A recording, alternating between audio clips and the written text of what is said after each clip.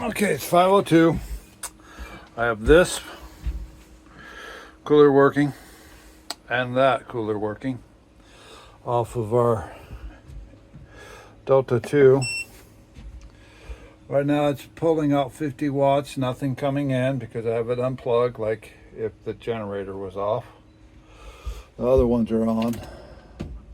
Like that it's on, plugged in. But I want to see if that, sorry for going so fast, that will run both of those. Because most of the time we have one of them working on the river, equal flow river, and another one working on that.